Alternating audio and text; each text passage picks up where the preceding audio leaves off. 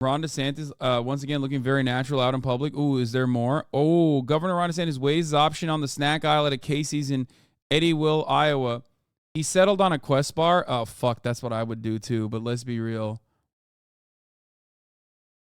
He ain't winning fucking votes in Iowa doing that shit, okay? The idea that, dude, there's like munchkins and fucking Twinkies galore over here. You picking a Quest bar in that situation? Awful choice. I say this because I would go for it. But guess what? I don't think I'd be quite popular in Iowa. I'd probably be more popular than fucking Rhonda, but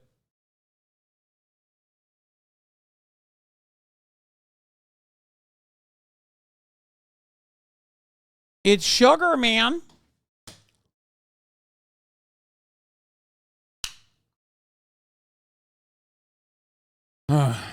If I could let my freak flag fly and not worry about the calories, oh my God, I would be the sexiest little trollop in Iowa. Okay, I would bite into a fucking cow just to prove a point.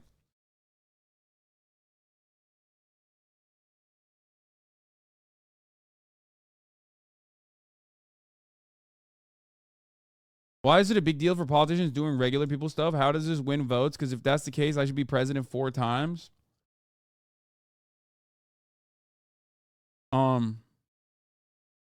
People care about it because they're stupid. They think like it actually. They want to vote for a guy that they think they can have a beer with, kind of.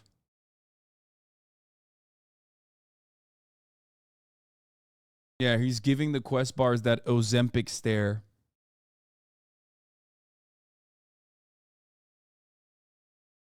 The thing is, if you're constantly in the public spotlight and you're talking this much about food and sugar and shit, you have to get shredded. There's no two ways in between. Like when you're in the in-between phase of your diet experience and you're running for president and you're not fucking shredded, people just kind of look at you like, oh, you're gross. Like, this is just bad vibes. Like, either eat like a normal person, eat the shitty garbage that we would eat, or shut the fuck up about it. You know what I mean? If he was like legitimately shredded and he was walking around like fucking Goggins, you know what I mean? Oh, where's my boat?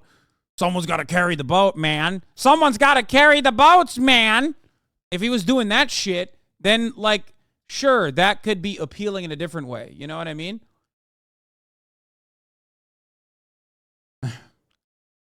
Who has to carry the boats, man? Get hard and stay hard, man.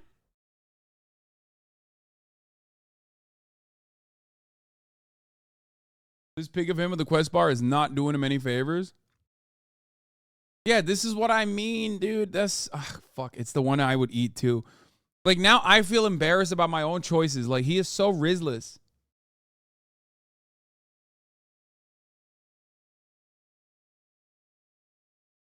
DeSantis wants to get the Oreo minis, but the deep state wants him to get a Quest bar. That's why he's losing the polls. People see through deep state manipulation.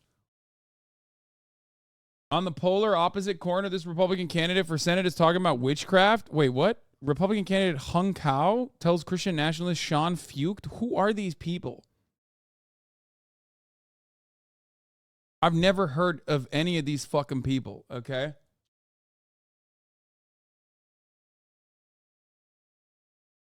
He's now lost any American trying to make healthy choices.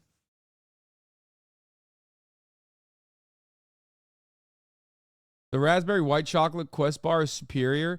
I really like the chocolate caramel one is actually pretty good.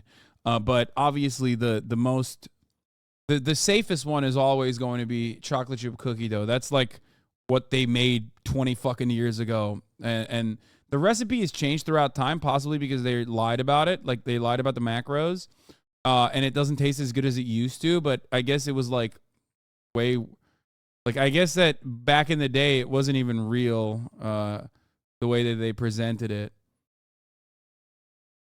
Where is it? We'll do the barb in a second.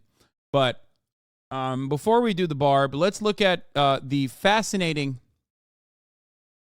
absolutely fascinating people running for president on the Democratic side, I am, of course, referencing Robert F. Kennedy Jr. Here is a friend of the show, Lol Overruled, saying, what's going on here with the number of days, bud? Here it is. Since the assassination of my... what is this? Readers added context? They thought people might want... No? What is the context? This note has been deleted?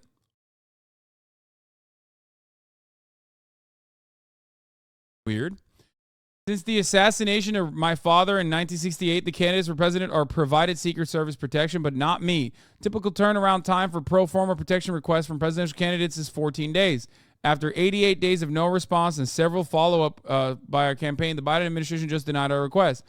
Secretary Mayorkas, I have determined that the Secret Service protection for Robert Kennedy Jr. is not warranted at this time. Our campaign's request included a 67-page report from the world's leading protection firm detailing unique and well-established security and safety risks aside from commonplace death threats.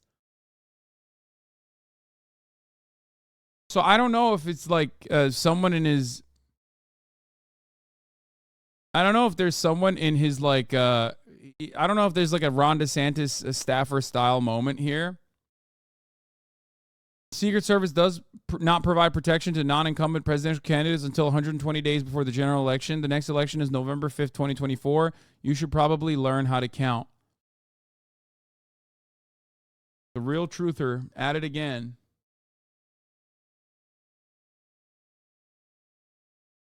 Nazi dog whistle aside, why would he want the Secret Service to protect him? Yeah, that's what I don't really understand. Dog, the Secret Service has like failed both of your family members very publicly. Why the fuck do you want Secret Service protection?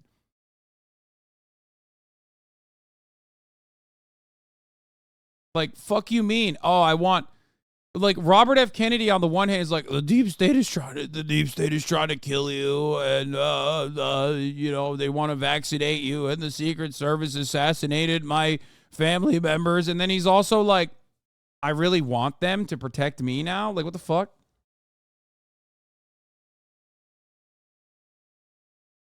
Stop being cute.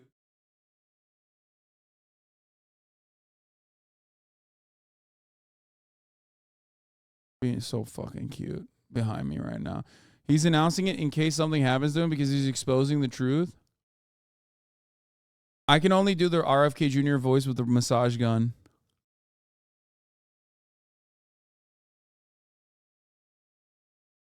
People have been giving Secret Service protections far before those days to candidates they deem to be necessary. The reason why they aren't giving that is because he's just a crank running against the incumbent.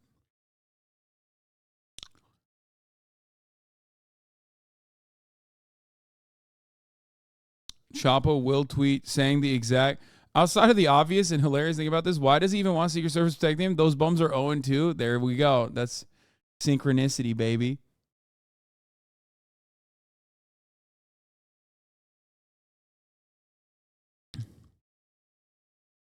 Mr. Kennedy, many of us are ready to form a paramilitary corps at your request. We will be your top guys. Yeah, if I'm a Kennedy, I want to stay the fuck away from Secret Service. Like, you don't trust the federal government or the Secret Service for anything, and then you turn around and say, like, well, they should protect me in a way that they have failed to protect my immediate family members. Like, what the fuck? Stupid.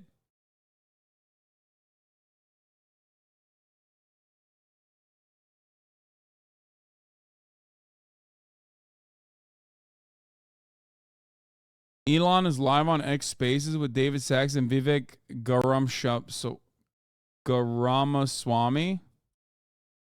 I don't care about that, man. I'm sorry. Why is 14? Why 14? Why 88 significant?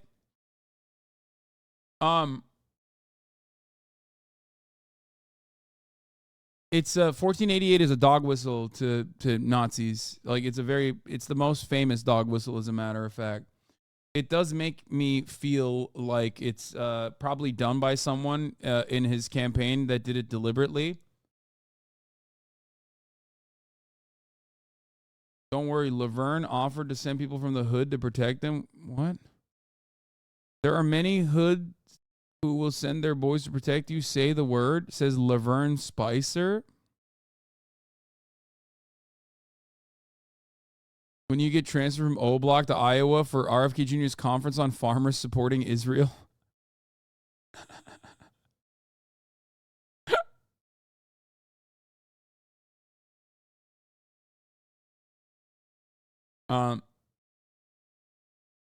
Kennedy should just hire Sirhan to protect him since he definitely didn't kill his father.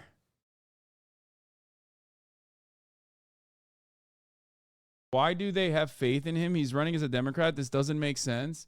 I mean, it gives the game away, doesn't it?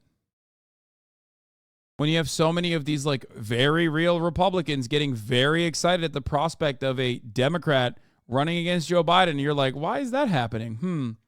That's interesting.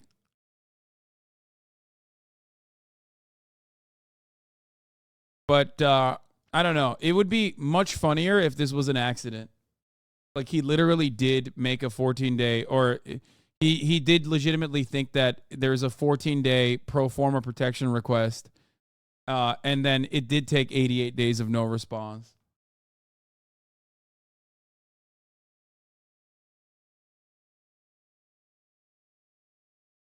Desantes just floated the idea of pardoning Trump if he's elected. That's such a loser mindset. Yeah. He has to say that, though.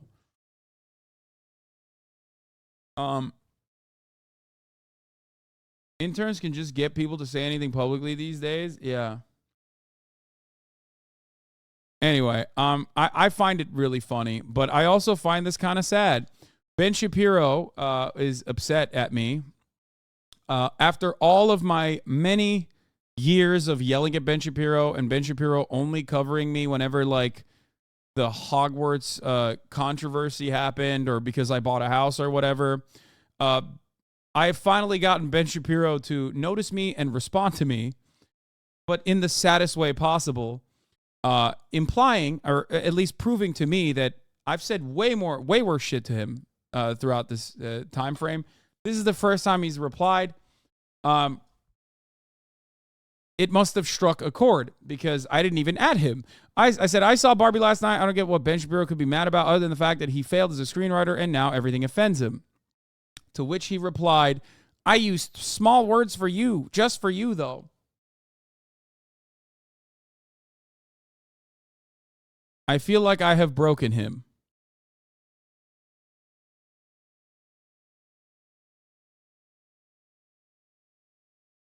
This took him...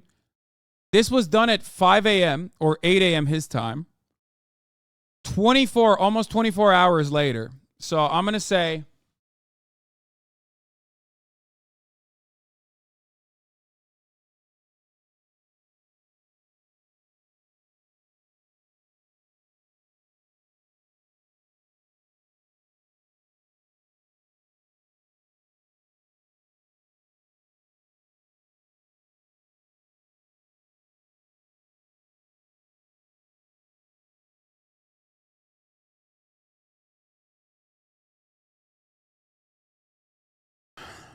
Do you not care if Ben hates or likes you? Wait, what? It's weird he's letting you live rent-free in his head in this housing market.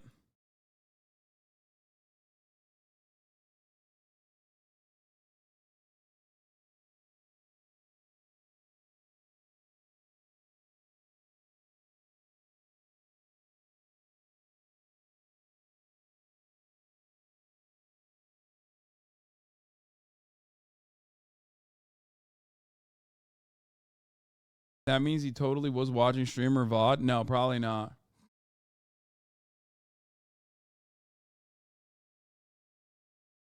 I need more people to know that his origin story being rejected from the good wife and his agent said it's because of your politics.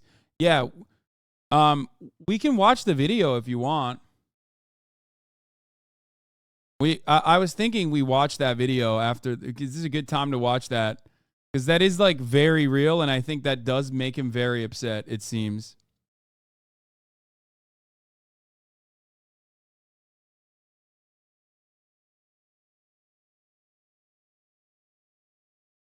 Do we have a screenshot? Does anyone have an easy screenshot for me to post right here of all of the fucking Daily Wire flops, Daily Wire gross movie sales? Because it's like really bad. I think it's like $700,000 total or something. Oh, here it is.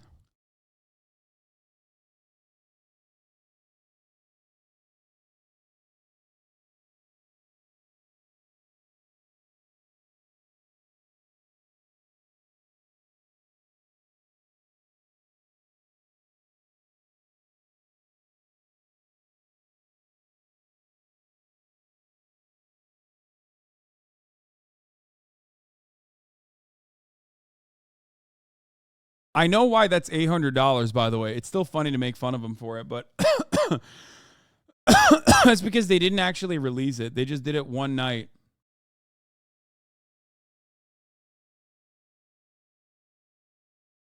Barbie discourse in the Midwest is weird. People talk about it on eggshells, just like rather or not they are vaccinated. Wait, what?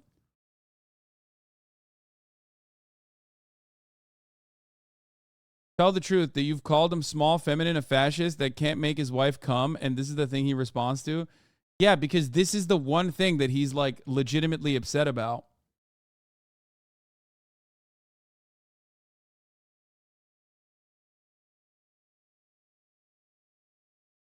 All right, that's it. That's it. We cooked them. Now it's time for the double ratio. There it is.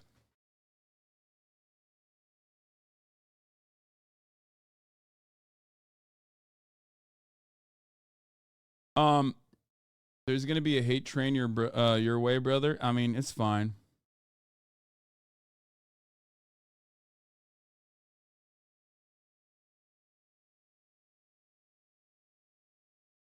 He's gonna talk shit about the source you use in your tweet. Yeah, I know why this is $800. The reason why is because they never actually released it in the theaters. They released it to it at one theater for friends and family. That's why it grossed $800. I know. I looked into it. The other movies have also been failures, though. Overall, The Daily Wire has only brought in $700,000 total from 3 movies. Okay, it's you know.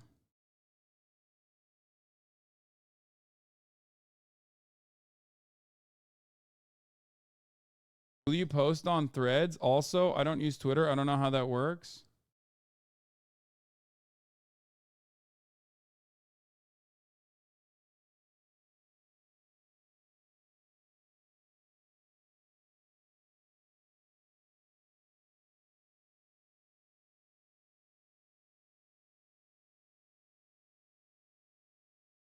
Did you see his new show? Kind of looks like a conservative ripoff of another show.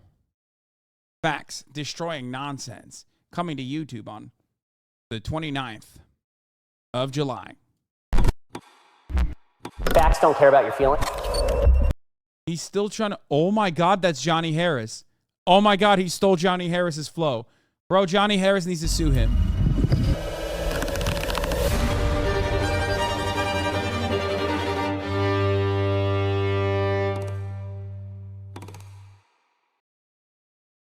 Oh my God.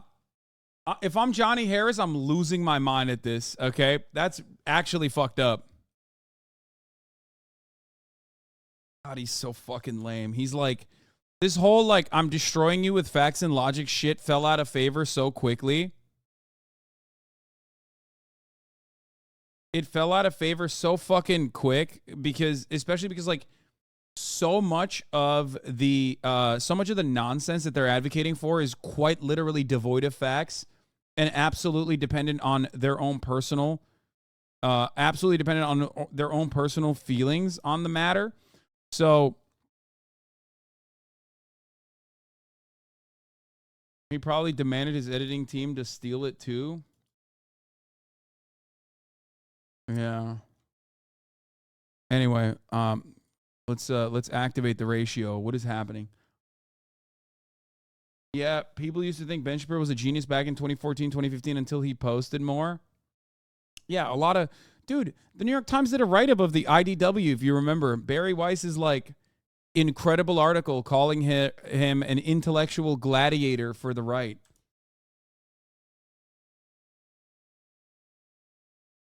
You know?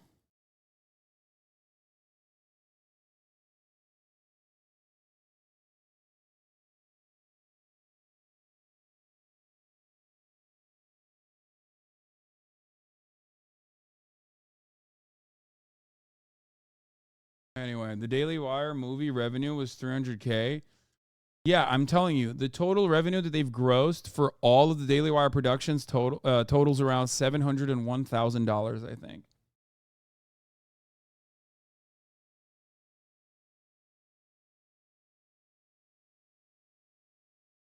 New TikTok Zoomer style is so sad to watch. You hate to see it.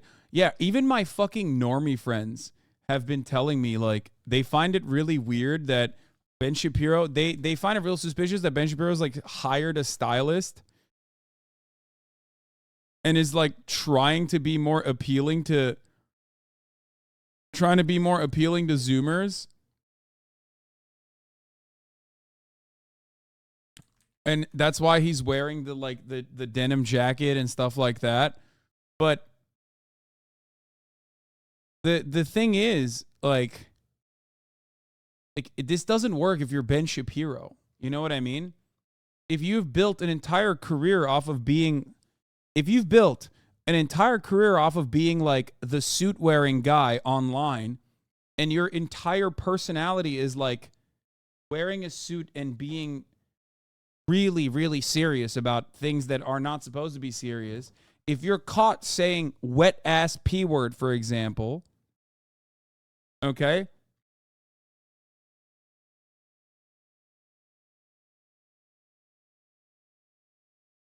You can't do actually a cool guy now. Like, I'm a cool guy that's appealing to the younger audiences. Like, you can't do that. Even I can't fucking do that. Okay? And I'm 32. And I haven't had the Ben Shapiro style.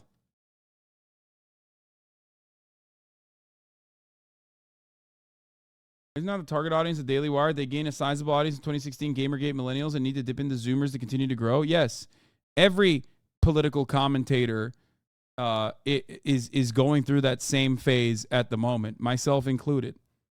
Zoomers are not exactly interested unless it's like some esoteric Nazi shit or some like crunchy granola spiritual shit. Most Zoomers are just like, I don't give a fuck about this politics shit. This sucks. We all did our part. We threw up the black fist during the Black Lives Matter protests, and that never went anywhere, so I am no longer interested in this stuff. You know what I mean? Give me the skibbity toilet all day, every day. That's what I care about. I want to know about skibbity toilet. I'm 19. I watch you. Guys, all of the Zoomers in my audience right now are not exactly the norm. Let's be real. Okay? I know you there's plenty of you in here right now, but you guys are not the norm. Whether the older Zoomers are like 20 to 22 right now, I just think you have to give us some time more before they get smarter and want to do good.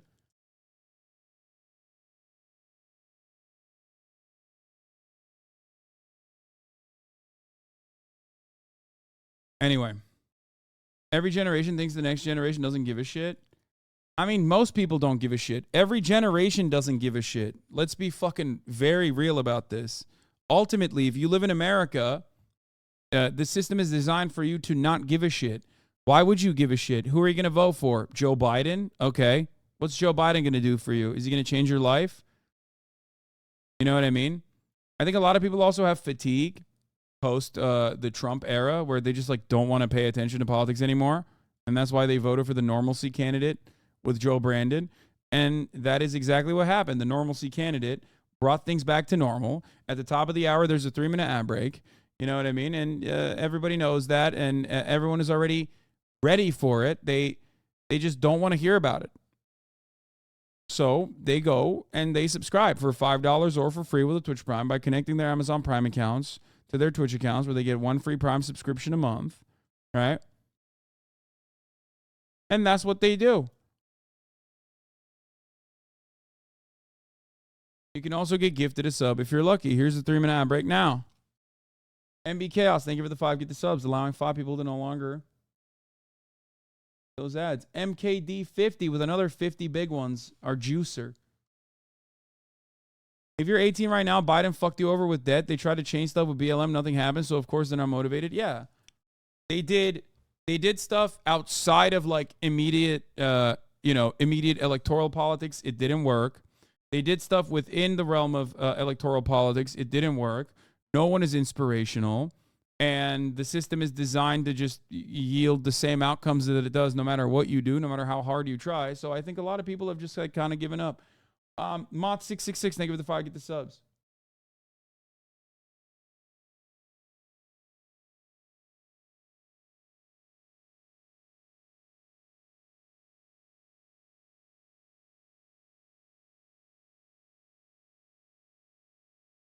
I'm 21, and a lot of people I know are either going very neo-lib or Andrew Tate entrepreneur route in Canada. I mean, even then, you're talking about like people who are invested in some kind of political ideology.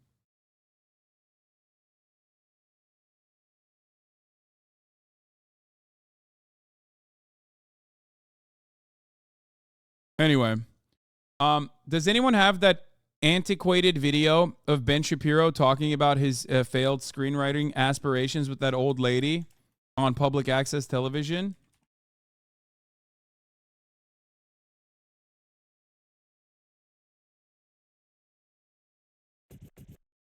I found a Majority Report clip, but I want to get the OG one.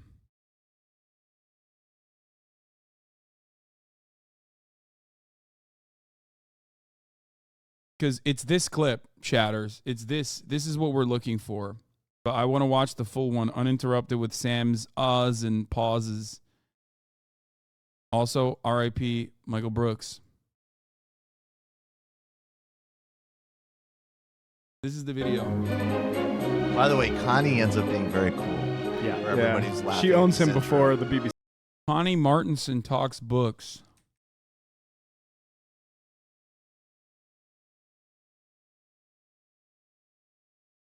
Let's see if I can find the interview. Oh, there it is. Ben Shapiro, primetime propaganda. This is a very unique way to understand what Ben Shapiro's inception is and why he feels the things he feels, specifically resentment towards Hollywood. Because remember, Ben Shapiro grew up in California. No matter how much he tries to LARP his way out of that, he grew up in California. His father was a musician.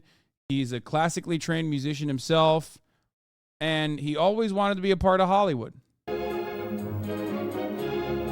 This is his villain origin story.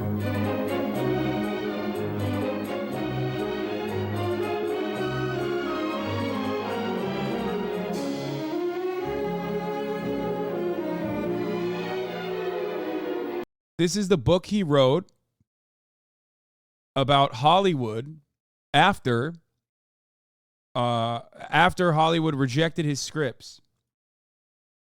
Reminder that Ben Shapiro's weird vendetta against Hollywood began when he was denied a writing job on The Good Wife. Shapiro, an aspiring scriptwriter, said he has direct experience. He was close to getting in the door with CBS The Good Wife, but then got a cold shoulder. He had no idea why until his agent told him. Another agent at his firm Googled him and discovered his political leanings.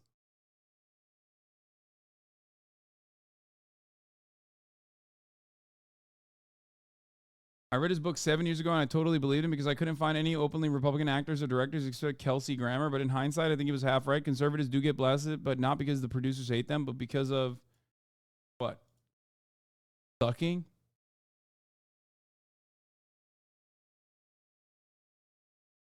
Hello, welcome to Connie Martinson Talks Books.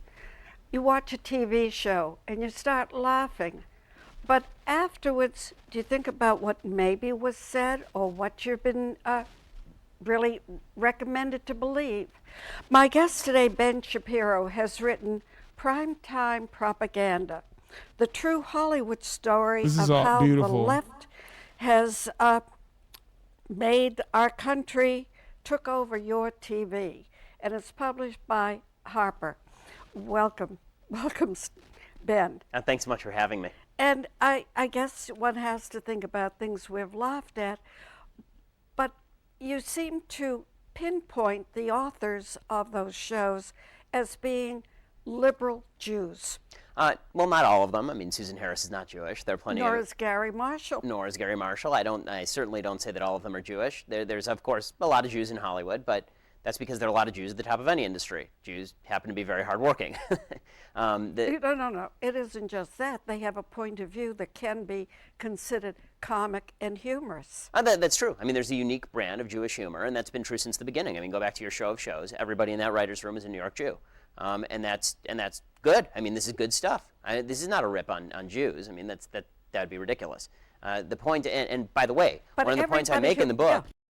Right off the jump, this is a contentious interview, okay? Right off the fucking rip, Connie Martinson's got fucking, she's got some words for Ben, okay?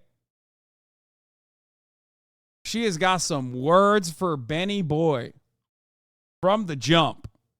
Came in hot, okay?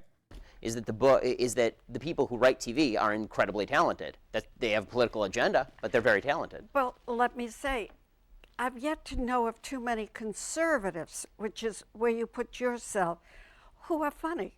I mean, it has to do with a humor that is transferable to everyday living. I mean, I utterly disagree with that. I think there can be conservatives who are funny. Liberals may not find them funny. All right.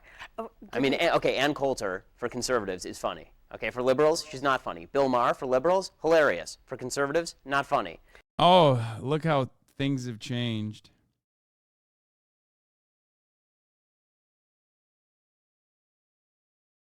Okay, well, that depends because you're using politics as the form of their humor. But Bill Cosby is relatively conservative today. Oh. Yeah, and no, even back then.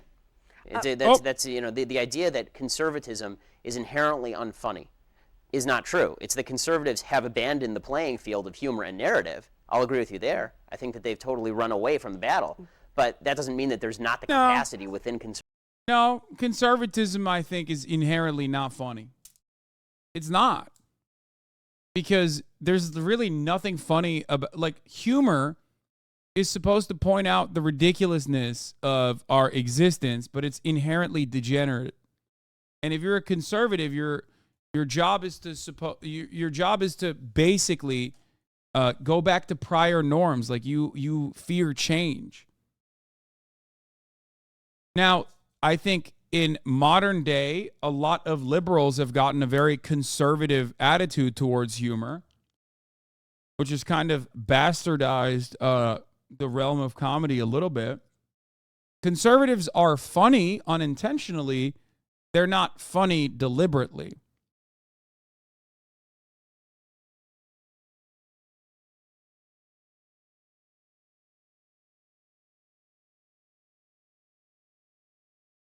Conservatives are fucking hilarious. They're even funnier than liberals. And liberals can be funny as well, but conservatives are extra funny.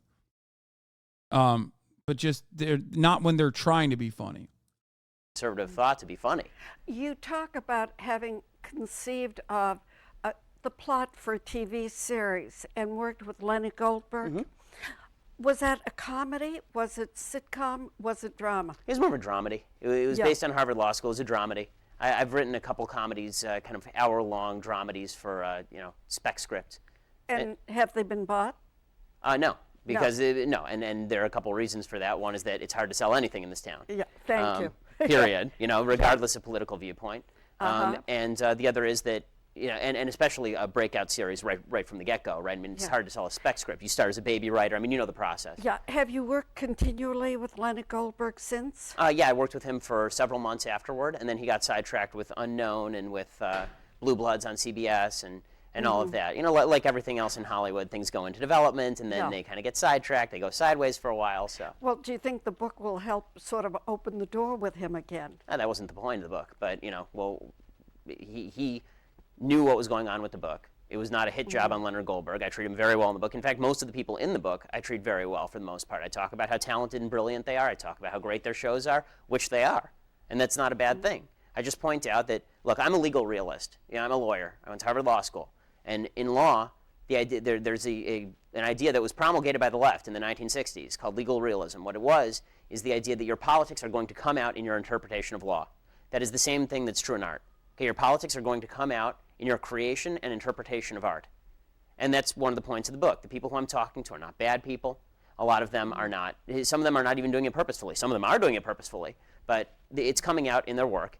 And the one thing above all that Hollywood does right now that is utterly despicable is that they keep people who are not of their political ilk out of the business, period, end of story. I have them on tape admitting this. I have high-ranking members of the WGA. I have high-ranking members of the Caucus for Producers, Writers, and Directors.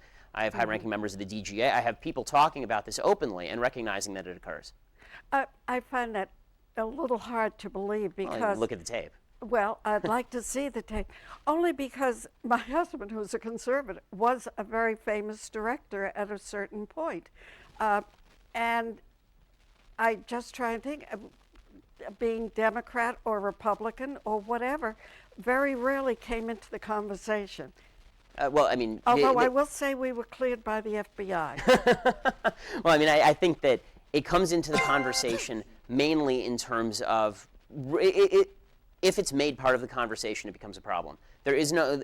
Every major conservative that I know of, and I know virtually all of them in Hollywood at this point, none of them started off as conservative when they got into the business. Or at least they weren't openly conservative, or they're still not socially conservative. Well, do me a favor. Define for me what is a liberal. Okay, a liberal is somebody who believes on social policy, believes in, we'll use the key issues, they believe in pro-choice, they're pro-gay marriage, they believe in big government with regard to growth of government on domestic policy side. They believe the government should be used to redistribute wealth and rectify the inequalities of everyday life. And they believe that on foreign policy, for the most part, we should attempt to solve things through diplomacy, not only as a first measure, but as a last measure. And if we cannot agree on a diplomatic means of solving the problem, we should hardly ever commit the military. So I think that that's a relatively basic summation. Conservative is? A conservative would be almost the opposite, right, with regard to abortion and gay marriage, anti-abortion, anti-gay marriage, much more for the acting out of traditional religious values in everyday life. With regard to government. Dude, this is really funny to me, I think. I mean, he's just describing qualities that you would consider hilarious. You know what I mean? Like overall, just really funny aspects of I mean, he's really making a good argument as to why conservatives are fucking laugh out loud hilarious. Government, much smaller government that does not interfere in the economic market per se, much more laissez-faire. How do you feel about overpopulation? I don't think that overpopulation is a problem. Oh, okay.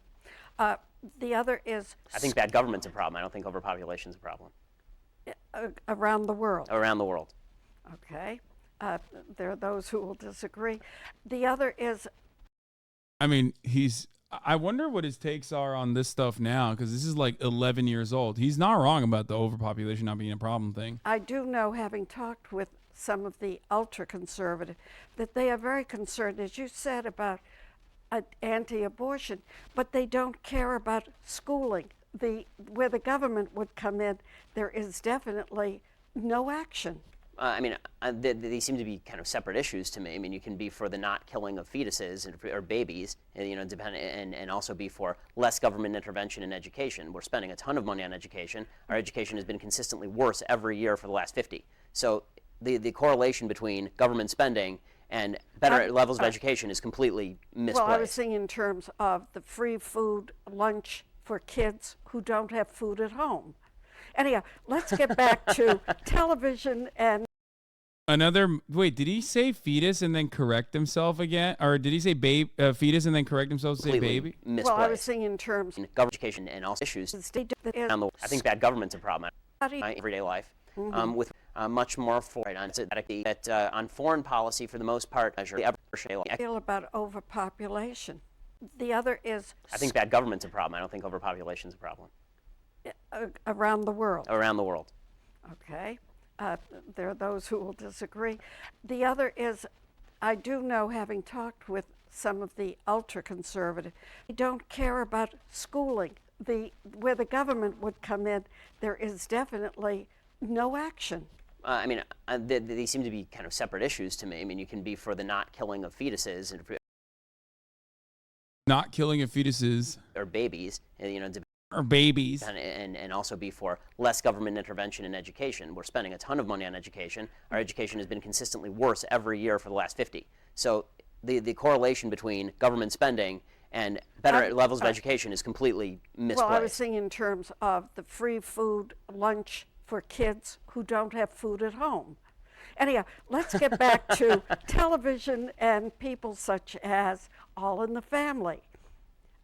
What bad came out of that? What instincts were given to the population that made them lose their sense of values? Well, I mean, I think that when you look at All in the Family, the chief thing that came out of All in the Family that was problematic, in my view, is the portrayal of conservatives. Archie Bunker is not a conservative. But this was Archie the Bunker British, is a bigot. You know, the show did not originate That's in right. America. It was It's based from on a Till Death Do British- Us Part, which is a British show, and it was adopted by Norman Lear and brought over here. Yeah, that's correct. And it still had the same premise over there. Yes and no. Okay, it had a very class-based premise.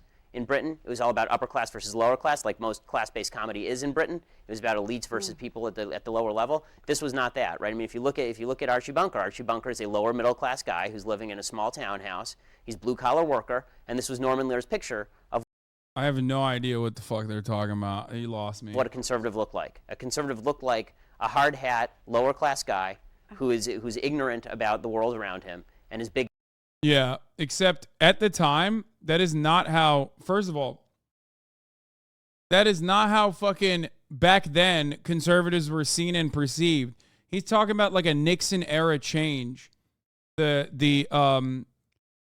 notion that like hard hat wearing guys that are blue collar are actually like Republican Party voters portrayed against like the anti-war hippies is a relatively newer phenomena, and at the time, the like a lot of the hard hat wearing motherfuckers were voting for the Democratic Party. A lot of the hard hat wearing dudes were I mean, a lot of the blue collar types were not necessarily always conservative. They were definitely like the way that conservatives were perceived. The way that conservatives were perceived back then was the what's the guy that debated Gore Vidal? William F. Buckley, like incredibly elitist, incredibly openly elitist, wealthy, defending the interests of the wealthy. Like they were all seen as like elite society guys. Bigoted across the board. I think that's really too big a generalization for Norman Lear to think that. He came from a family in Boston that was not that well-to-do himself. So why are you talking about this? The show's not about that. I mean, I haven't seen the show. I'm just talking about but the time frame that show existed on. I don't know anything about Norman Lear. I don't know about Archie Bunker. So I don't know what that is. He was seeing the humor of the man struggling at that point. Again, you talk about MASH, Vietnam. We were in Vietnam, and not very few people spoke Vietnamese, and it was a war that didn't really come out right. Well, we can argue the politics of Vietnam, but the point of the book is that there was a clear political position being taken by the folks who were talking about Vietnam on TV, right? What Hollywood has always lied about is the idea that they are market-based actors, that they are completely and solely concerned with the dollar. This is the excuse that they always go to. I love that Ben has been advocating against the material realities from the jump. No, they were always fucking market-based actors, dude. What the fuck? What are you talking about? I mean, there's no better example of this than what I dunked on him for, which is that your content is mid. It fucking sucks. There are certainly, conservative art and conservative creators of art, or even straight up Republican creators of art. But ultimately, Hollywood in and of itself has a lot of conservative aspects to it. But there's a reason why your movies are not gangbusters and a blockbuster sales that are just crushing Hollywood, if it was so simple, then your inherently conservative movies would do really well.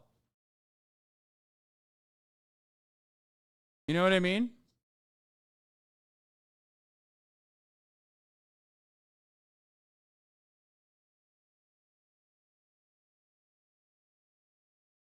Archie Bunker Clips, crazy American TV show. history lesson. You don't know nothing about Lady Liberty standing there in the harbor with her torch on high, screaming out to all the nations of the world, send me your poor, your deadbeats, you filthy.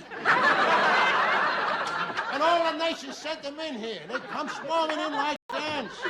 Your Spanish PRs from the Caribbean there. Your Japs, your Chinamen, your Crouch and your Hebes, and your English fans. All of them come in here, and they're all free to live in their own separate sections. Where they feel safe, and then bust your head if you go in there.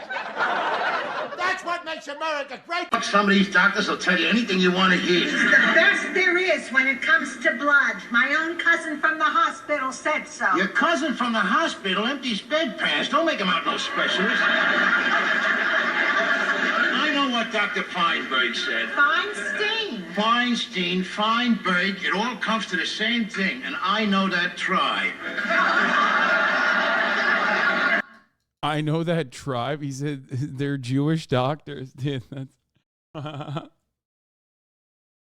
Wait, this feels like Normal Lear shows were famous about talking about racial inequality using satire. No, this is awesome. I think he captured the essence of like why conservatives are funny unintentionally. Yeah. Yeah, he's not the guy that you're supposed to aspire to be. He's the guy that you can see the other side of, but like he's the joke. You're laughing at him. I mean, this is 1 minute. I've watched 1 fucking minute of the show, so I don't really know that. I don't really fully capture it, but I feel as though he's not. You're not supposed to laugh with him. You're supposed to laugh at him.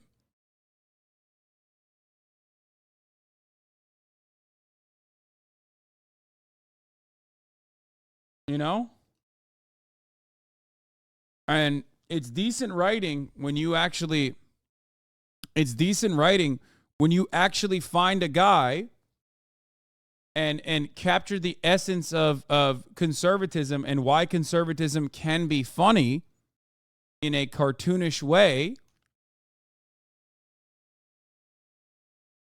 by showing them as like not the main character that is supposed to be the good guy. I'm telling you, Archie, them kids don't leave this house until Mike can provide for her proper. Oh, boy. 4 years before I even begin to make a living. Seems like forever. Well, let me tell you. Eddie Murphy had an insanely expensive to make claymation show in the late 90s that took elements of Archie Bunker for the main character, and every season for that show is on YouTube in full. Very funny show. Jesus Christ, that seems sick. It's called The PJs. Sonny boy, the same thought crosses my mind at least once a day. Mom? Gloria, you married the laziest white man I ever seen. The writer of the show sounds really awesome. He quotes James Baldwin and stuff about white culture. So kind of like Always Sunny. Yeah. Fucking morons. Why take the PR hit? The Church's Jesus Christ of Latter-day Saints has filed a lawsuit against his own insurance providers demanding they cover the cost of a child sexual abuse lawsuit settlement after being told the cost wasn't high enough to be covered. Oh my God.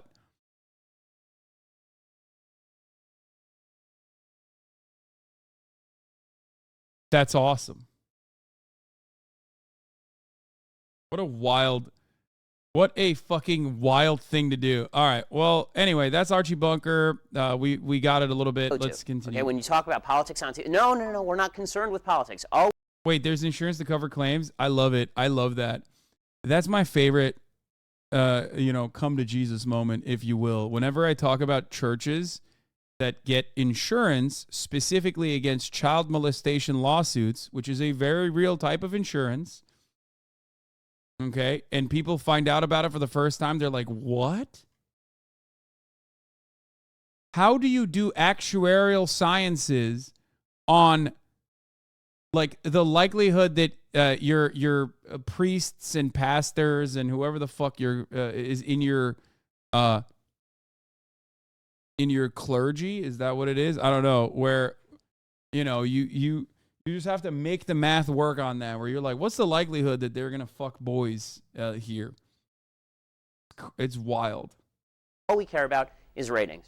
The point of the book is that that's not all they care about. And when they say that's all they care about, that's an excuse for them to push their politics in their programming. And that's what they do on a repeated basis. By the way, you never mentioned the Westerns and the shows that were done at Warner Brothers under Jack Warner. Oh, no, I did talk about those in the 50s. I mean, I mentioned Gunsmoke as one of the top conservative shows. It wasn't one of their shows.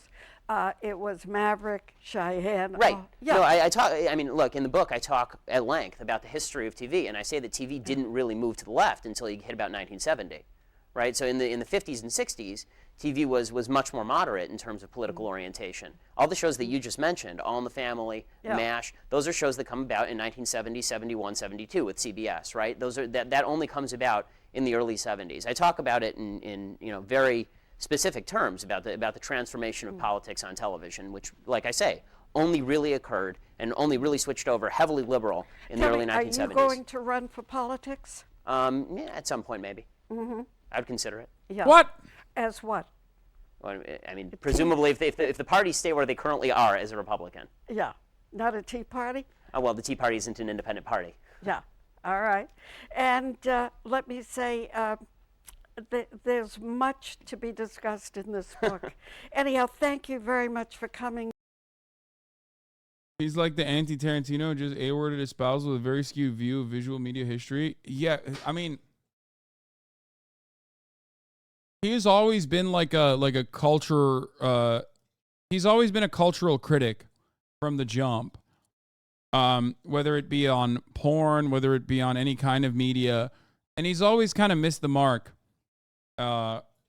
His entire career is riddled with stuff like this, including massive failures, and just like attempts at trying to write fiction.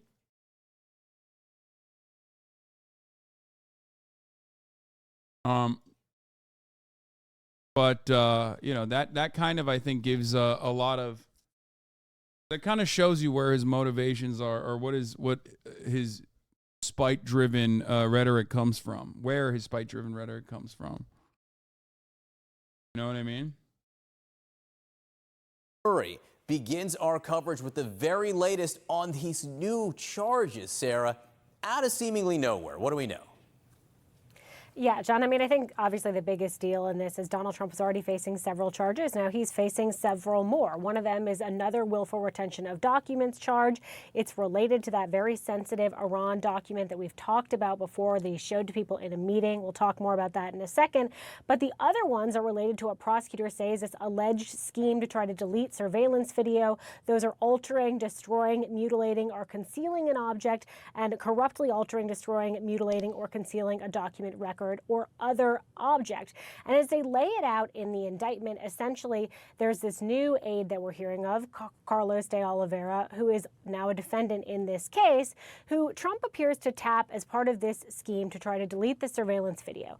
It's after the government has been to Mar-a-Lago, they've subpoenaed him to return all documents of classification, markings, and when they go to pick it up, they notice that there are these surveillance cameras outside of the storage room where these documents are being kept. They subpoena the Trump Organization for these surveillance videos. So after that subpoena, it's late June 2022, and De Oliveira He did everything right, and they indicted him again. Is talking to another Trump employee about the surveillance footage. And according to the indictment, he asked this other Trump employee how many days this server retains the footage. The employee says it's 45 days. De Oliveira then goes to the Trump employee and says, the boss wants the server deleted. And he asks, what are we going to do? So that's really the heart of the scheme to try to delete this surveillance footage that is new in this indictment. But let's go back to that additional willful retention retention of documents charge, because this is a document we've talked a lot about. Donald Trump talked about it in a meeting he had in July of 2021 at Bedminster with folks who are writing a book about Mark Meadows. Take a listen to how Donald Trump talked about that document at the time. This was the Defense Department and him. Wow. We looked at some. This was him. This wasn't done by me. This was him. All sorts of stuff. It's pages long. Look. Wait a minute. Let's see here. Wait a minute. Yeah. I mean, we know this isn't that already. Amazing. This We know totally this wins my already. case, you know. Except it is like highly confidential.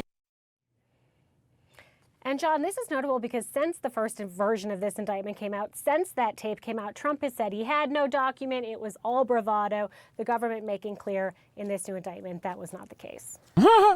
All right, as we said, a big development amidst so many others. Sarah Murray, thank you for bringing us up to speed on this. I expect we'll be speaking to you again soon. Thank you. Rahel? All right, John, let's go over now what we know about this new defendant. Right now, it's not a lot. Carlos de Oliveira, as we said, is his name, and he's the property manager at Mar-a-Lago. He was previously a valet there. We know that he's 56 years old, and he's now accused of helping move boxes of documents after the Justice Department first subpoenaed the former president. This happened in May of last year.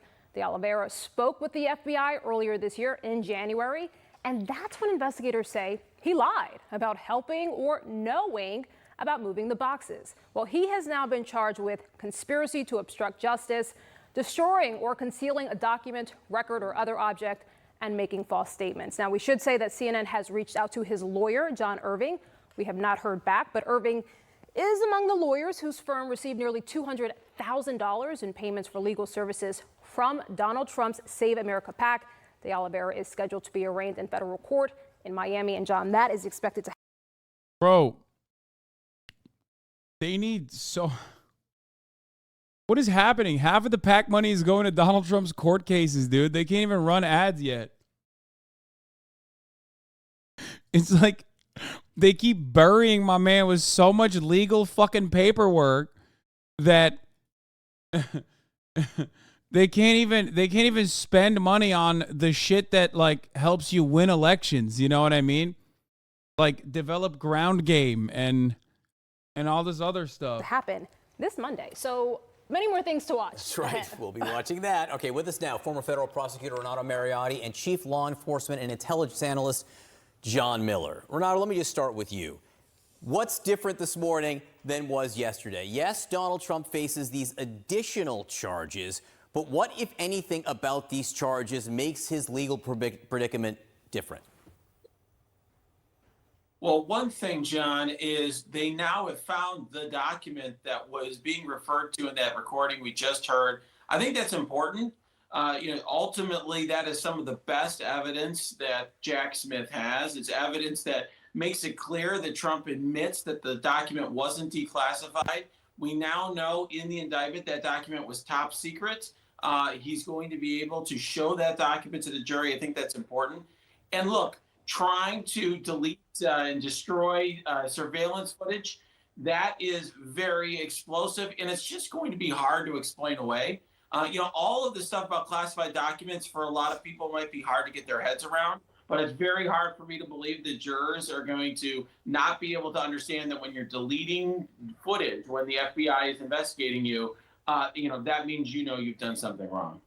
And Renato, stand by for a moment. I want to bring in John Miller into this conversation. John, just the pure amount of investigation that went into this, thinking about potentially putting this in front of a jury when you have so much audio, photos, surveillance.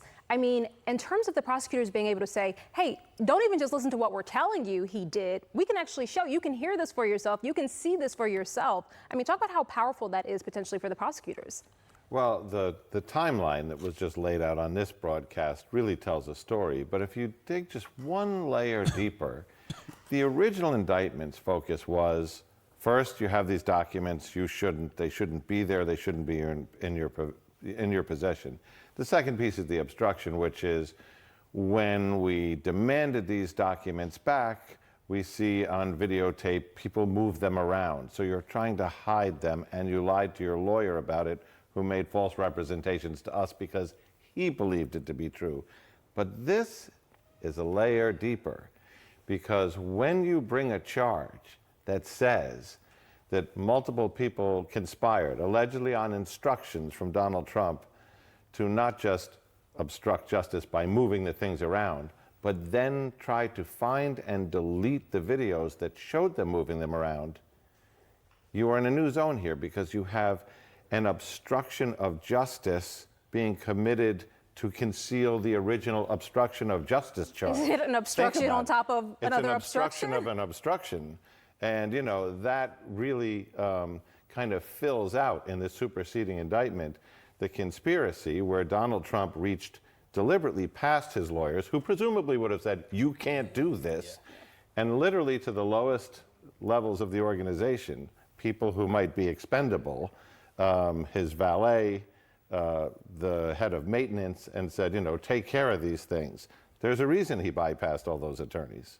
Does it get to double secret probation? Obstruction of justice, I think, is a form of double secret probation. Renato, does that get to consciousness of guilt? Does it affect some of the other aspects of the case? I think it does. I think, first of all, it's going to affect the evidence that can be introduced under the rules of evidence. A lot more statements, I think, are going to come in. But I think importantly, I think ultimately at the end of the day, John, that jurors, when they look at a case like this or any serious case, what they're really interested in is, was the defendant in on it? Was he doing something illegal, wrong? And for someone like Donald Trump, who was the president of the United States, you know, he's going to be trying to argue that he thought what he was doing was fine and right all along. This is something that everybody knows is not okay. Everyone knows is illegal. And I think that's why it's a very powerful piece of evidence. I can see why prosecutors were willing to even risk delaying the case in order to add it. Renato, let me ask, do you think that the special counsel's office likely knew that this was potentially coming a few weeks ago when they pushed for that December, which a lot of people said was a very ambitious start date? Do you think they had this in the back of their minds? And I wonder sort of how that plays in terms of the ultimate start date. Great question. I actually think that this superseding indictment represents a tactical call by Jack Smith that he does not think that he's going to be able to speed this trial out, you know, and get it done before the election. So he made a decision that he might as well have all of his bullets in his gun. In other words, you know, this is not something you do if you're trying to get this done quickly before the election. I think he took his shot at that, and that did not work. Aileen Cannon said, no, we're going to do this in May. Realistically, I think any experienced criminal defense attorney knows not hard to push a May trial, a few months or more. And so practically speaking, that was very remote possibility. And here he has an opportunity to get a potential flipper, you know, if Oliveira feels, you know, pressured on this, and of course, some very important additional evidence. Now to Ed O'Keefe in Iowa, where the former president will be tonight. His legal troubles are becoming a big topic on the campaign trail. Ed, good morning. You spoke one-on-one about this with Florida Governor Ron DeSantis. That's right, Nate. Good morning. The governor telling us he thinks the former president's legal issues are merely a distraction for voters. And amid signs of trouble for the DeSantis campaign, he insists they're now in good shape, with plans to continue meeting with people in early voting states. I'm drinking hard Mountain Dew, yes. I don't know where we're going to go with... I don't know where this is going to go. Like, I genuinely don't know. Like, I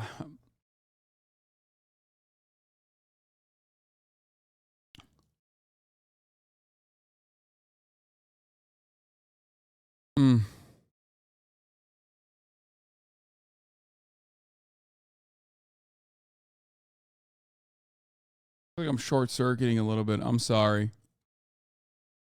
But, like, in many respects, I feel as though, like, I feel like this is going to contribute to a depressed turnout overall. Ultimately, we're getting to a point where, like, it's just going to be like 30,000 people living exclusively in suburbs that are either A, allowed to vote, or B, interested in voting at all. like, on the one hand, you got Donald Trump and all of his legal troubles. And it was like fun the first time, fun the second time, fun the third time. It's like it keeps piling on and on and on and on. And then the Republican Party has no way of dealing with it. They have absolutely zero ways of dealing with this issue. They are completely captive. And their alternative to Donald Trump is failing. Their alternative to Donald Trump is Ron DeSantis, who is a massive failure and on certain polls is like losing to some random fucking online Groyper guy candidate.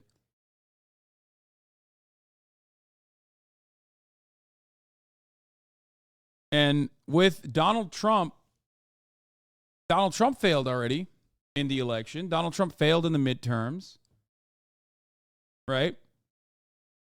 His candidates failed dramatically. Because they hyper-focused on the issue of, like, Trump's election being false and fake. Are they able to re-triangulate their messaging to something that appeals to a broad enough segment of the population beyond Trump's loyalists?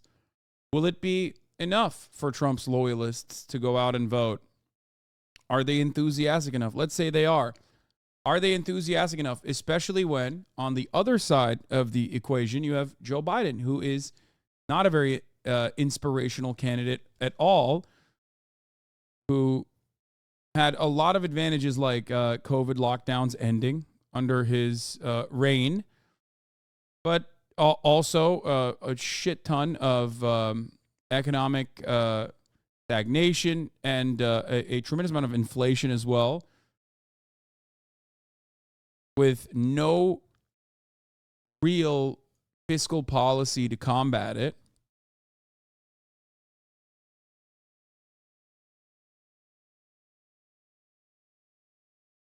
I just don't see the election turnout being like, I see the election turnout being like incredibly small in comparison to the last one. The eyes were on the prize last time around, and there was a lot of enthusiasm for getting Trump out of office, not necessarily for Joe Biden, but getting Trump out of office, right? Now that we've had 4 years of Brandon, and people have gone back to their lives, they don't care about politics. They don't want to care about politics at all. I don't know. I don't know how things will shake up. Or shake out, sorry.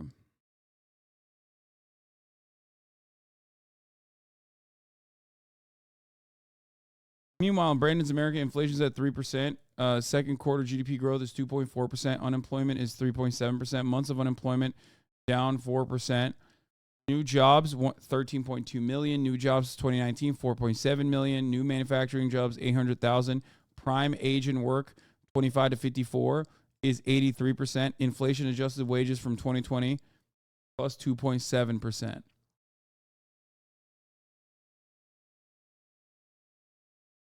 It only matters the month before the election. Not necessarily the month before the election, but the election cycle will start mattering more. Ultimately, all of those numbers are completely irrelevant to how people feel. A lot of those numbers in general are irrelevant in the way that people experience the world around them, with the exception of, I guess, inflation, right? And even then, big ticket items are still tremendously expensive. Homelessness is still out of control. Like, nothing has changed. Student loans were promised to be eviscerated, and that's in limbo. It's gone, as a matter of fact.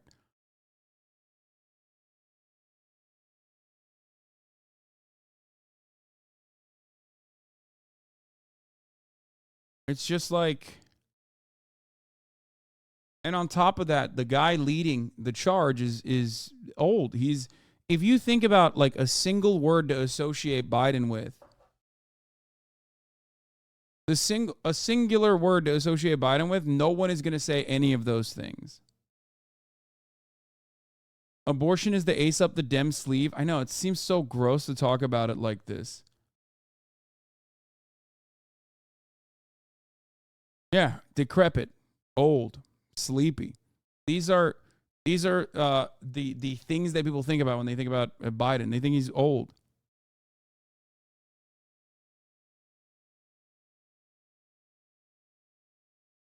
Good time for a third-party candidate? Yeah, good luck.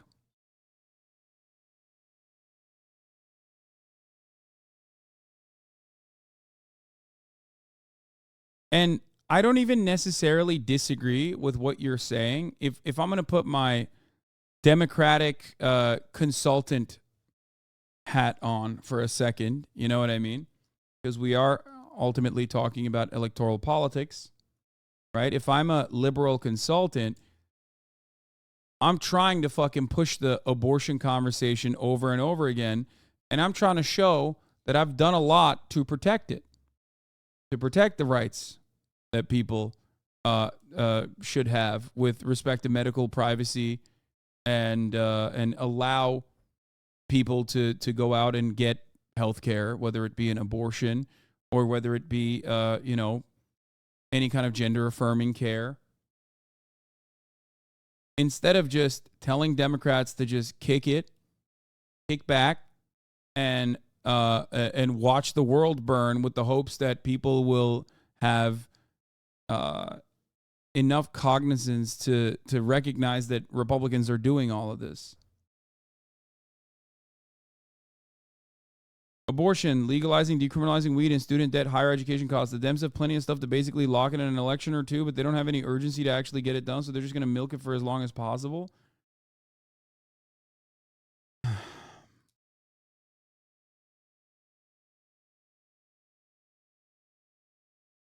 Have you not seen the horror stories of transition children? How can you say that? They have no authority to forgive loans. It was a false lie to get votes. Mitch McConnell needs to go too. I love when like a Republican who thinks he's smarter than the average Republican comes into this chat and just starts spewing shit. Like he's not as dumb as like, this one is not as dumb as like the average Republican who'd be like, I don't think you understand. Biden's a pedophile vampire and he needs his fresh baby adrenochrome pronto. They're gonna wheel out a clone to defend against democracy. Like I love instead of doing that, he's like, well, technically they have no authority to forgive loans. It was a false lie to get votes. Yes, they do. They did, and they still do. You are so fucking dumb for claiming that they do not have the authority to forgive loans. Biden has forgiven certain loans, for example. Yes, the Secretary of Education can do that. Okay, Biden can direct the Secretary of Education to do that. It's ridiculous. That's number one. Mitch McConnell needs to go too. Yeah, he's old. He sucks. He's awful. And then, have you not seen the horror stories of transition children? How can you say that? Is just your own news feed constantly pummeling insane amounts of anti-trans propaganda to you. Okay? Don't hit me with a just curious after saying some psychotic right-wing unhinged bullshit. Okay? Far more minors get surgery, like actual plastic surgery, corrective surgery, ultimately, on non-trans issues. The only reason why you care about the trans thing is because you've read articles on the same, like, 3 people that were forcibly or on their own detransitioned, okay? And the New York Times and every other fucking outlet is constantly talking about that on repeat as though this is the norm. And there's no children that have, like, quote unquote transitioned regardless. It's just like I'm trying to even understand your narrative here.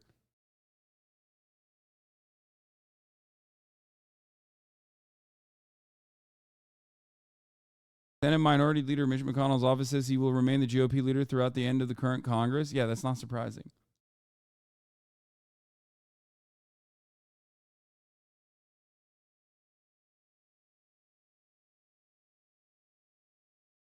My family friend's kid had general surgery to correct a defect to make it look like other males, so make life easier for him. It was early 2000s. No one cared it was a trans issue.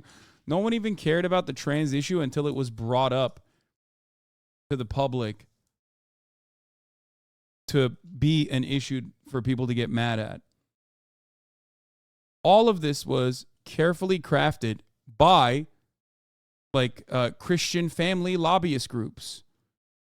They found a more successful strategy to latch onto.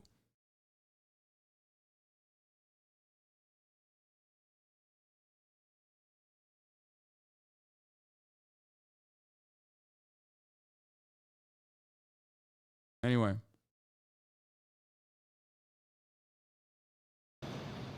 Former President Donald Trump's double-digit lead isn't stopping his two closest opponents. I believe his two closest opponents are just so far out.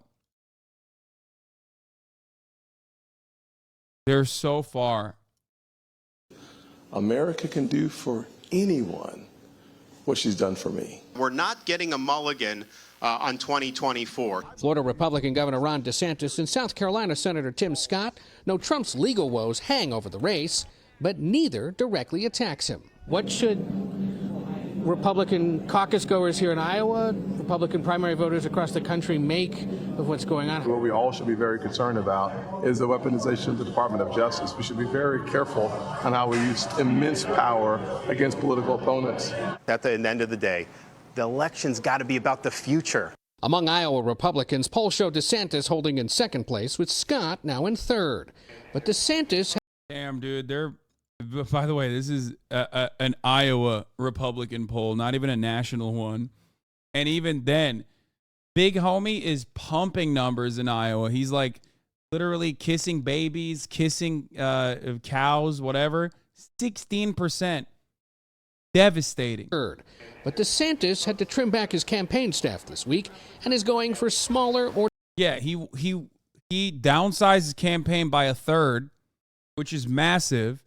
And also on top of that, like if he wasn't propped up as the institutional, normal Republican candidate against Donald Trump, do you really think CBS Mornings would be covering it like this?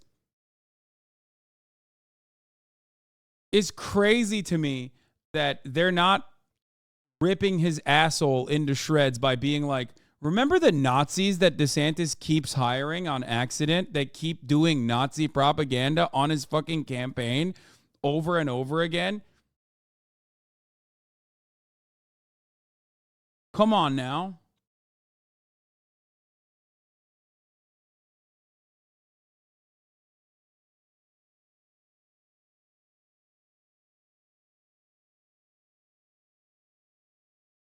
or direct outreach to caucus goers who demand direct FaceTime. It comes as he faces backlash for Florida's new Black History curriculum standards. The new guidelines say Florida middle schoolers should be taught about the harsh conditions enslaved people endured and about how slaves developed skills which... Talk to me about Scott. Never heard of him. He's a virgin. In some instances, could be applied for their personal benefit. True. For the first time, Scott, the only black Republican senator, weighed in. What slavery was really about separating families, We're now mutilating humans, and even raping their wives.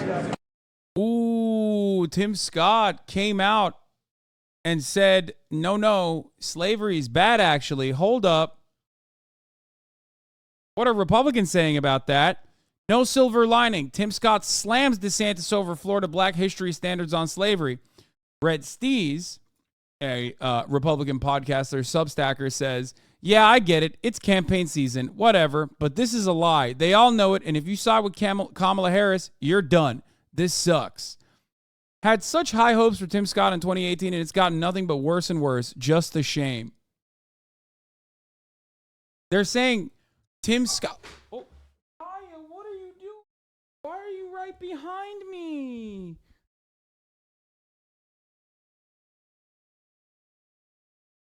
Oh, my God. It's so funny. I go back a little bit, and she goes, up! And she jumped up and immediately sat back down and got even closer.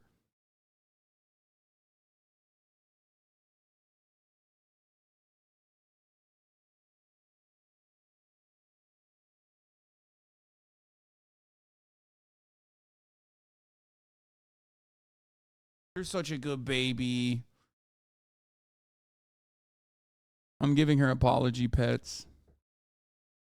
Is she hiding under your chair? My dog does that. You have to be paranoid every time you scoot your chair. Yeah. First of all, who the fuck has high hopes for Tim Scott? Like, oh, dude, I love Tim Scott. Big fan. But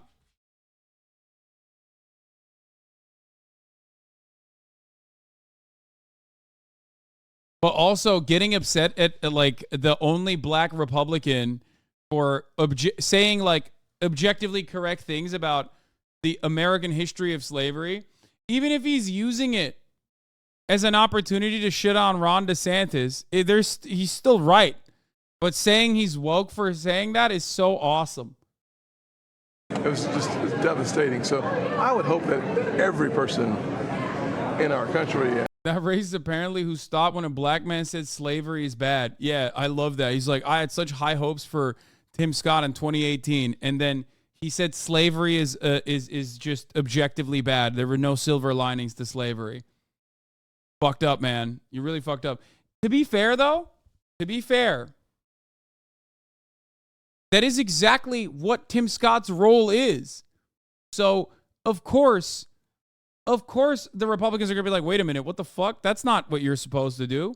Because, like, if you've ever watched Tim Scott on any of the Republican national conventions, in any of the CPAC situations, that's his role is to just sit there and be like, I'm a black man. I've seen real racism, and, you know, insert whoever the Republican person is that people are calling racist is not racist. That's what he says. That's what he says in pretty much every fucking speech. Every single time he is like prominent in the Republican sphere. So of course they're like, wait a minute, what the fuck? Why is he not saying things that make me feel better about the racial subjugation of enslaved people? Why? I, as a white man, have expected this from him, to be the black face of white supremacy, and now he's not delivering. It's really fucked up. And certainly running for president would appreciate that. Vice President Harris and Trump supporter Florida Republican Congressman Byron Donalds have also criticized the standards. In an interview with CBS News Thursday, DeSantis responded to the VP's criticisms. We had really serious scholars. Wait. Byron Donalds? Have also criticized. Byron Donalds is shitting on Ron? Oh, that's so awesome. I love this. I can't wait for Donald Trump to come out and be like, it's actually so fucked up that they said there's no he's going to come out and fucking just drive the knife directly into little Rhonda. Byron Donalds is a psychopath, okay? The only reason why he's saying this right now against little Rhonda is because he's a Trump guy.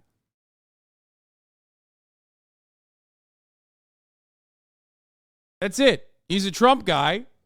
He saw the tea leaves. He's a Trump guy, and he saw this is a good opening to shit on little Rhonda a little bit further.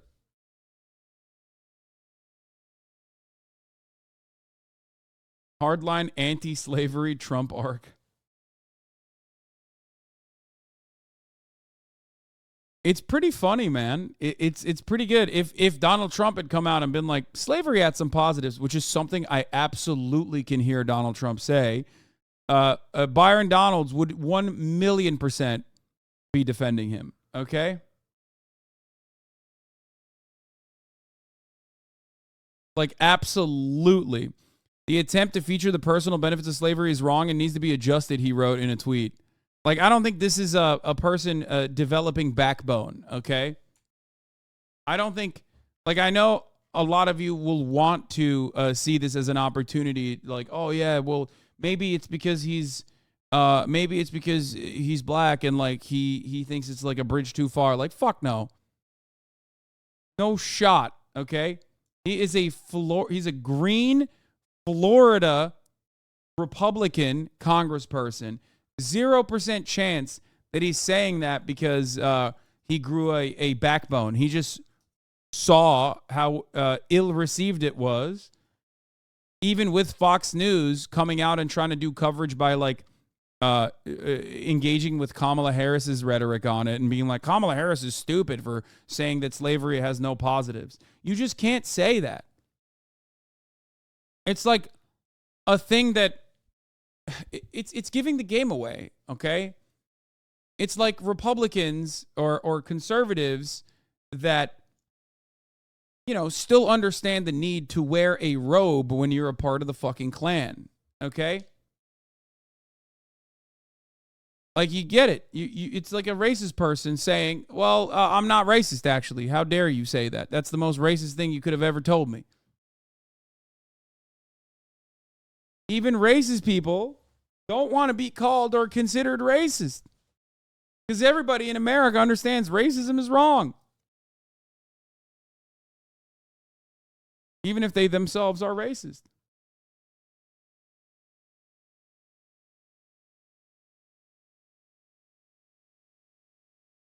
Anyway, Byron Donald said in his tweet that the new African-American learning standards are robust and accurate. He added that highlighting the benefits of slavery wasn't the goal.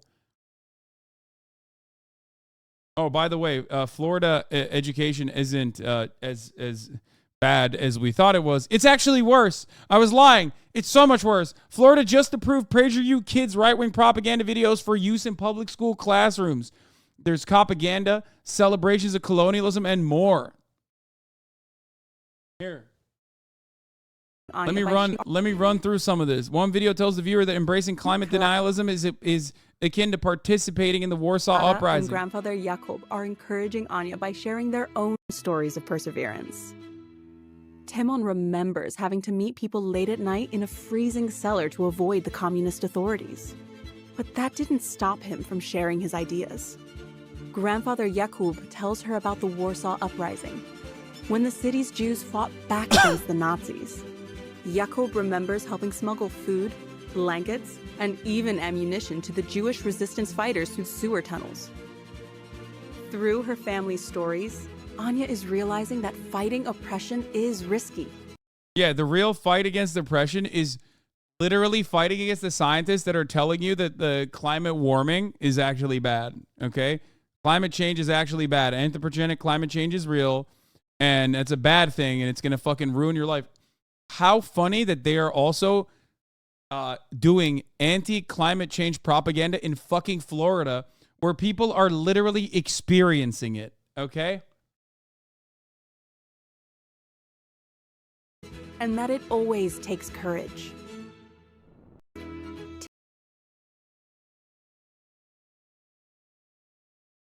Oh, was Jesus a socialist? God, PragerU is so good. It's true. Here in my Another has a fictional Booker T. Washington telling two children, future generations are never responsible for our sins of the past. One responds that she won't feel guilty about historical no matter stuff. How hard we work, sadly, there is still often mistreatment and racial discrimination towards us Black Americans. We're really sorry that you have to deal with segregation and racism. Your sympathy is nice, Layla, but know that you have nothing to be sorry about. You and Leo have done nothing wrong and have indeed been quite respectful. Future generations are never responsible for the sins of the past. Okay, I mean, okay, yeah, like some random fucking 7-year-old white kid is not responsible for chattel slavery, okay? But like, the issue is denying its consequences. That's what the issue is. This is a wild video to make. Holy fuck. They've completely made up things. Like, they've just made up the idea that like teaching children accurate history is going to make them flare up their white guilt, and that's bad. They're going to feel wrong for what white people have done, and they're going to feel bad about it, and they're actually feeling really bad about it. So now we have to do a counter propaganda towards those children feeling bad, which is hilarious. It's like, no, man, it's so fucking stupid. That's not how it's supposed to work. You're supposed to understand, examine history, recognize the accurate telling of it, okay? And then, you know, see the contemporary impact of wrongs in the past. I'll keep doing my best to treat everyone well and won't feel guilty about historical stuff. Good. It's true. Mr. Clement. I'm sorry. The kids later travel to meet Christopher Columbus, who tells them, oh, dude, we got to watch the full one. I have to watch this full one. I have to watch this full one. Sorry, Mr. Columbus, but I heard at school that you spoiled paradise and you brought slavery and murder to peaceful people. Leo? Sorry. It's what I read and heard at school. Caramba! Those are some accusations. He looked at he looked at them and they were like, Caramba, it's time to cut your ear off and bring it back to the queen. He's like, oh, a young boy. A young boy. I want your ears. I will cut them off. That's awesome. The place I discovered was beautiful, but it wasn't exactly a paradise of civilization, and the native people were far from peaceful. Oh my God, they were defending themselves, brother. What the fuck? Yo, look at this whole ass. Oh my Lord. Oh my God, we gotta go through this. We gotta go through this. I'm gonna fucking maul so hard. You'll never guess PragerU's take on the Canadian government-funded healthcare system This means that Canadian, like many countries, Canada has a universal government-run health What is that? What is happening with the ID there? care system. It's Genghis Khan? Wait. Countries. It's Javid Genghis Khan. What? Canada has a universal government-run healthcare system. This means that Canadians have fewer options for treatment and wait longer for medical care than people in. Like, what the fuck is this indoctrination, dude? Damn, this guy's good.